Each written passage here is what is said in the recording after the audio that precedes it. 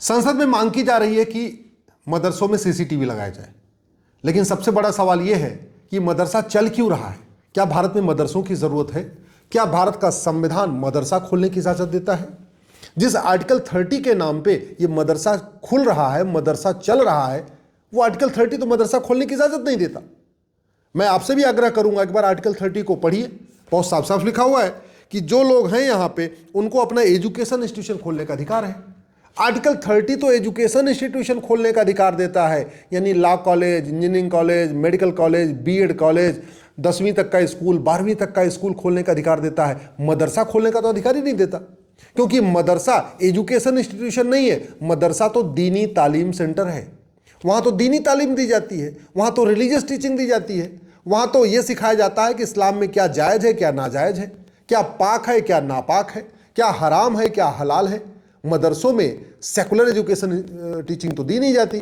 और आर्टिकल 30 कहता है कि जो लोग भारत में हैं, वो चाहे वो रिलीजियस माइनॉरिटी है, लिंग्विस्टिक माइनॉरिटी है, वो एजुकेशन इंस्टीट्यूशन खोल सकते हैं। रिलीजियस एजुकेशन इंस्टीट्यूशन नहीं, एजुकेशन इंस्टीट्यूशन मतलब सेकुलर एजुकेशन इंस्टीट्यूशन, मतलब engineering college, law college, medical college, 10वीं 12वीं का स्कूल, न कि मदरसा।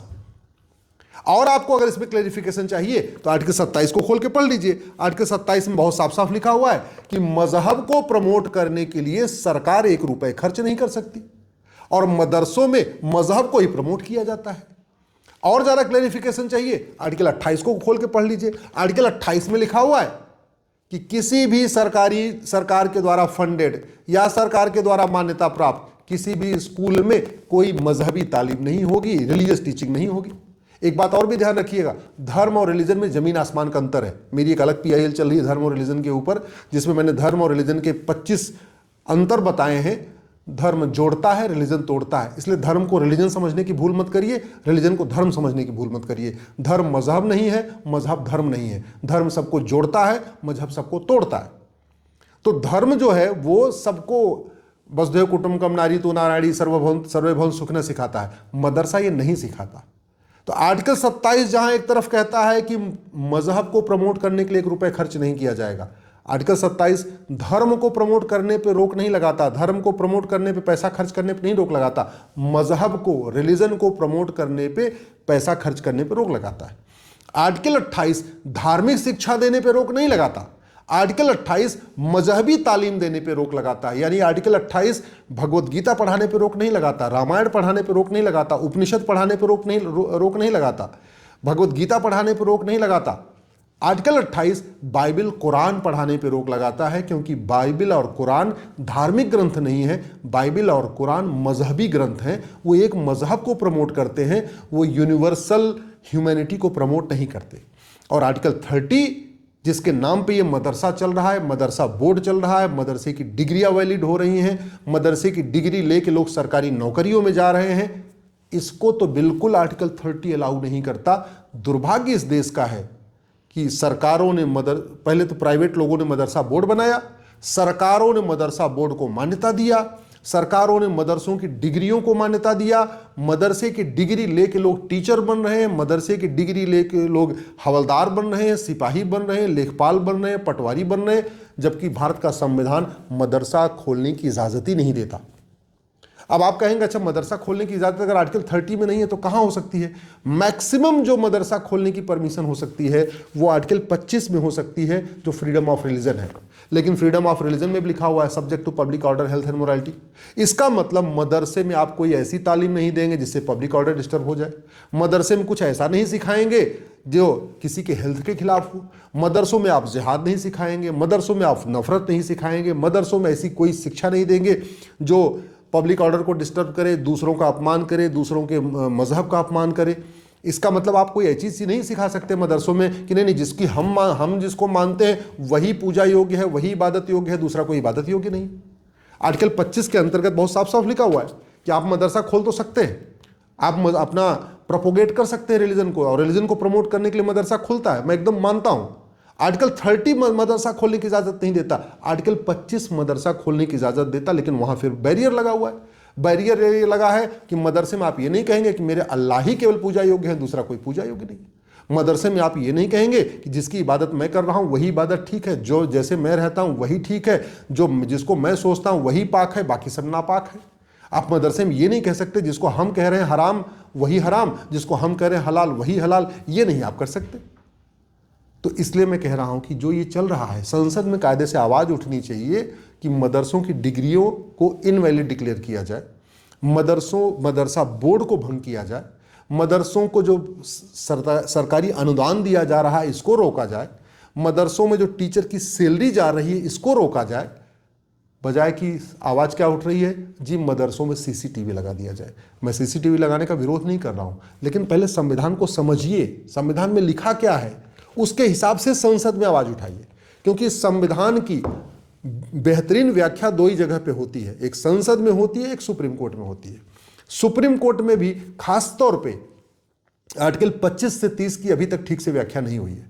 सुप्रीम कोर्ट के जितने भी फैसले आए आर्टिकल 25 से 30 पे, कहीं ना कहीं उन्होंने धर्म को रिलीजन समझा, रिलीजन को धर्म समझा, धर्म को मजहब समझा, मजहब को धर्म समझा। और सबसे ज्यादा जो गलत फैसले दिए सुप्रीम कोर्ट ने आर्टिकल 30 पे, वो है माइनॉरिटी के नाम पे। क्यों? क्योंकि माइनॉरिटी कौन होगा आज तक सुप्रीम कोर्ट ने डिफाइन नहीं किया। माइनॉरिटी कौन है, माइनॉरिटी की क्या डिफिनीशन है, ये भारत के संविधान में नहीं लिखा। माइनॉरिटी की क्या डिफिनीशन है, ये माइनॉरिटी कमीशन एक्ट में नहीं लिखा। तो माइनॉरिटी कमीशन चल रहा है, माइनॉरिटी अफेयर मिनिस्ट्री चल रही है, माइनॉरिटी के नाम पे लोन चल रहा है, माइनॉरिटी के नाम पे वजीफा चल रहा है, लेकिन माइनॉरिटी कौन है, हु इज माइनॉरिटी, न संविधान में लिखा, न कानून में लिखा, न सुप्रीम कोर्ट बता रहा है, न संसद बता रही। बहुत सीधी सी बात है। माइनॉरिटी सबसे पहले तो ये डिसाइड हो जाए कि जरूरत है कि नहीं जरूरत है। जब सेकुलर देश है फिर माइनॉरिटी क्या जरूरत है, जब सारे एक समान है फिर माइनॉरिटी क्यों चाहिए। और चलो चाहिए भी तो माइनॉरिटी को आइडेंटिफाई नेशनल लेवल पे करेंगे या स्टेट लेवल पे करेंगे या डिस्ट्रिक्ट लेवल पे करेंगे। और जब आइडेंटिफाई करने के पहले ये तय हो जाए कि हाँ भाई चलो नेशनल लेवल पे तय करना है, तो माइनॉरिटी कितने परसेंट वाला होगा, 0.1% की, 0.2% की, 0.5% की, 1% की, 2%, ये परसेंटेज फिक्स हो जाए। चलो परसेंटेज नहीं फिक्स करना तो फिर ये फिक्स हो जाए कि जिसकी संख्या 1000 होगी वो माइनॉरिटी कहलाएगा, जिसकी संख्या 10,000 होगी वो माइनॉरिटी कहलाएगा, जिसकी संख्या 1 लाख होगी वो माइनॉरिटी कहलाएगा, जिसकी संख्या 5 लाख होगी वो माइनॉरिटी कहलाएगा, या जिसकी संख्या 10 लाख होगी वो माइनॉरिटी कहलाएगा। माइनॉरिटी की यूनिट करोड़ तो नहीं हो सकती ना।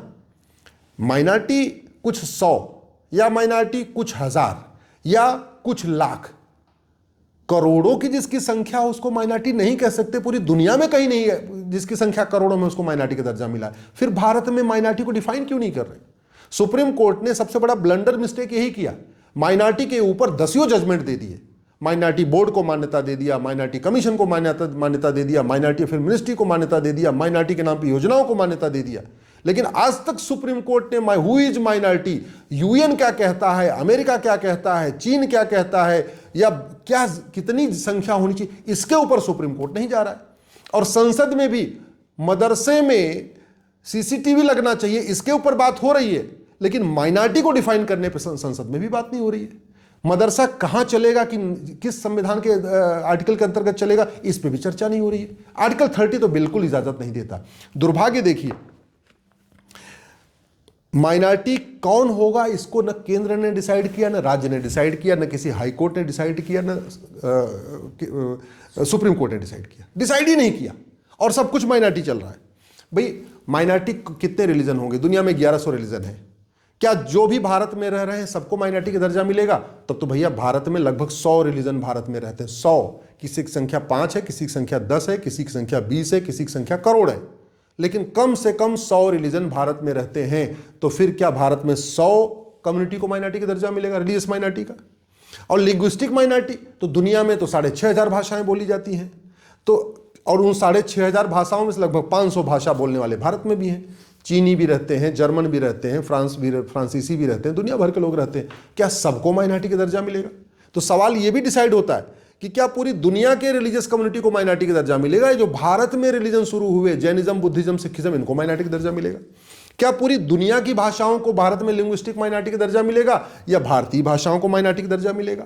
1% वाला माइनॉरिटी कहलाएगा, 2% वाला माइनॉरिटी कहलाएगा, या 10% वाला माइनॉरिटी कहलाएगा? 1 लाख वाला माइनॉरिटी कहलाएगा, 2 लाख वाला माइनॉरिटी कहलाएगा, या 1 करोड़ वाला माइनॉरिटी कहलाएगा? मुझे लगता है न इस पे संसद में चर्चा हो रही है, न सुप्रीम कोर्ट में चर्चा हो रही है। सीसीटीवी बढ़िया लगना चाहिए, लेकिन क्या भारत में मदरसे की जरूरत है? वर्तमान परिस्थितियों में मदरसे की जरूरत है? क्या मदरसा खोलने से वीर सावरकर जी का सपना साकार होगा? क्या मदरसे से बाबा साहब अम्बेडकर का सपना साकार होगा? क्या मदरसे से गुरु गोलवलकर जी का सपना साकार होगा? क्या मदरसे से गुरु तेग बहादुर जी और गुरु गोविंद सिंह जी का सपना साकार होगा? या यूनिफॉर्म एजुकेशन लागू करने से, भारतीय शिक्षा व्यवस्था लागू करने से, गुरुकुल वैदिक शिक्षा व्यवस्था लागू करने से गुरु गोलवलकर, वीर सावरकर जी और बाबा साहब अम्बेडकर का सपना साकार होगा? इसके ऊपर चर्चा करने की जरूरत है। मैं आशा करता हूं कि समाज में, सारे यूनिवर्सिटीज में इसके ऊपर चर्चा होगी और आने वाले टाइम में हाई कोर्ट, सुप्रीम कोर्ट में भी इस विषय पर गंभीरता के साथ चर्चा होगी।